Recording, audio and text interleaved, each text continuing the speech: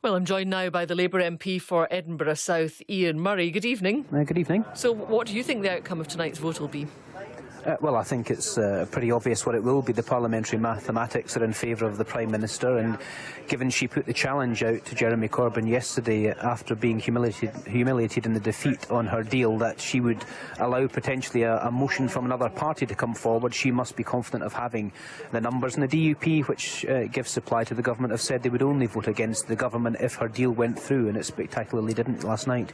So, no general election, what next?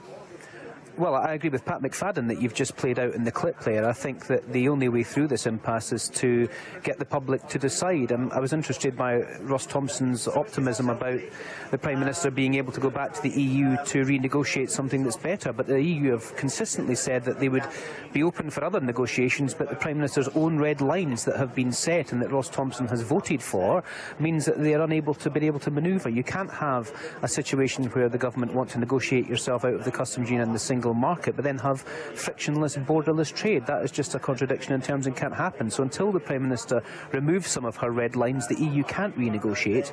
There is no majority in Parliament for any kind of scenario apart from stopping a no deal, and therefore we need some guidance from the public, and that impasse can only be broken by the public. So a second referendum?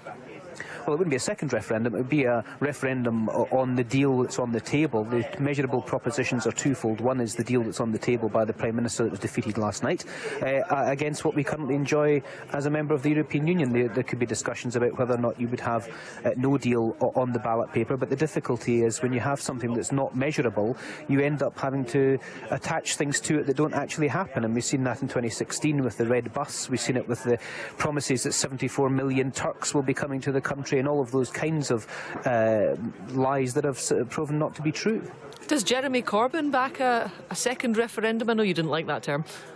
Well, it's difficult to say. I mean, the conference motion is pretty clear, and it was unanimously passed at conference, and I believe there's a split in the shadow cabinet about whether or not Labour should move to that. But the problem that the Labour leadership currently have is that we have a very clear roadmap in terms of what our Brexit position is, but we don't have a Brexit policy as such. So come Monday, when the Prime Minister has been forced to come back to tell us what she will do next, it will be an amendable and votable proposition. What will the Labour Party's proposition be in that?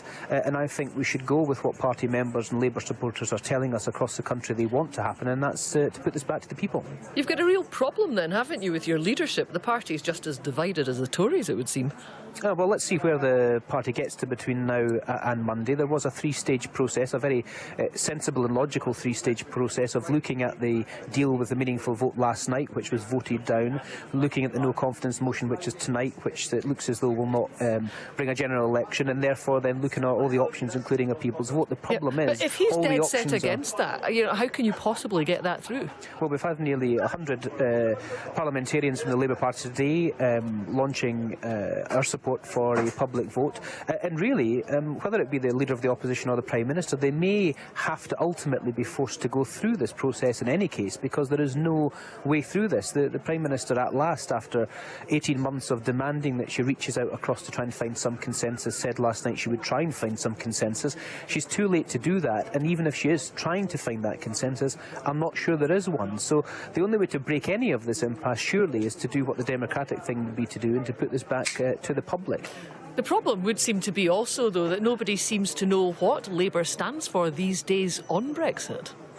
Well, the conference motion is there. I mean, you would have to ask the Labour leadership what they wish to now take forward. I mean, there is a lot of people in the Labour Party that essentially wants a very, very soft Brexit, or indeed to try and get this back to the public. I'm with one of 100 Labour MPs who wants us to get this back to the public. There is a growing number of Labour MPs who are going for the Norway Plus option and produced a very interesting pamphlet on that last week. And indeed, I was a director of Scottish Labour for the single market. So if we were to have Brexit, I always said that we should go for the least worst option, which is continued membership of the single market and the customs union. The difficulty with that now, of course, is there time to renegotiate that? Will the EU allow that to be negotiated? And because it keeps you close to the EU institutions, what's the point in perhaps doing it? You would be a rule taker without having any of the say at the EU institutions. So therefore, all of those arguments are being played out in both parties, in fact on all parties in Parliament and across parties, and therefore we really need the public to come in and break this deadlock. Ian Murray, thank you very much indeed. That's the Labour MP for Edinburgh South.